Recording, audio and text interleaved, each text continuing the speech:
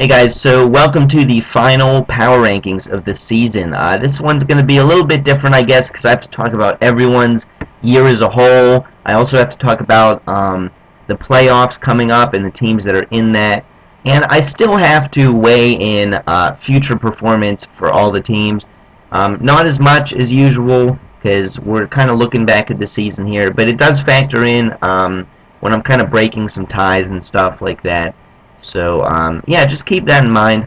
Also, I'm going to do a video for each team at the end of the season, how they did, the trades they made, pickups, decisions, injuries, etc. But, so yeah, this is not that. I can't go that in depth, but this is going to be a double video because there is a lot to talk about. So, so hang in there. I think you'll enjoy it. And, okay, yeah, we can get started.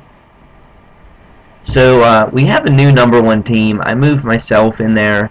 I don't like to do that. I feel like it's kind of bad luck, but I think it was pretty much inevitable. You can't ignore the fact that I've had 150 points on average over the past 6 weeks, and arguably I'm the only team coming into the playoffs with any sort of momentum. Catco, Polino, and Billy have all averaged less points over the last 6 weeks than they did over their first 7. Don't get me wrong, their teams look good, but I think they're all a little concerned about their chances. I am too, for sure. Maybe we'll talk about that in a playoff talk video, but yeah, I mean, I feel really fortunate to have gotten to this point with my team. 6 straight wins to secure a winning record. I was not expecting that. I was pretty down on my luck. Wasn't really expecting much. But I'm fortunate to be able to keep my streak alive and to have a good team at this point in the season, and we'll see what kind of damage I can do. I like my chances, but it's definitely going to be a competitive 2 weeks here. So at number 2 is Catco, and maybe a move off of the throne is what he needs to give his team a little kick in the ass. They did have a good week this past week, I will say. The 4 players I gave him for Peyton Manning actually got him a total of 94 points. So it's good. His roster's looking much more well-rounded. If Jordy Nelson can get back on track and Luck can perform pretty well, Catco's team is really dangerous here in the playoffs. And I think Billy's actually projected to win by a solid amount, but I don't think we would consider Catco the underdog in this by any means. And just one final thing on his team. In 6 seasons of the BHLPL, where we've had 10 teams, only 4 people have ever gotten a double-digit wins record, and the most recent person to do that is Catco. And the league is getting more and more competitive year after year, so I think it's really impressive. In a season where nobody had less than 5 wins, competition was fierce. It was very close all around.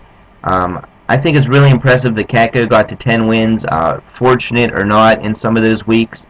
So yeah, I just wanted to recognize that. He's already proving to be a force to be reckoned with in the BHLPL, and we're glad to have him. So coming in at number 3 is Polino. He also gets a shout out. He's been in the league for 4 seasons now, and he's made the playoffs every time. That is ridiculously impressive. He deserves a lot of credit for that. I think everyone who's been in the league for a long time knows that's really hard to do. Making the playoffs is not easy, especially the last couple seasons here. There's a lot of competition, a lot of good owners in our league. So congratulations on that, Mike. He is looking for his first playoff win, however. He's 0-3 all-time in the playoffs.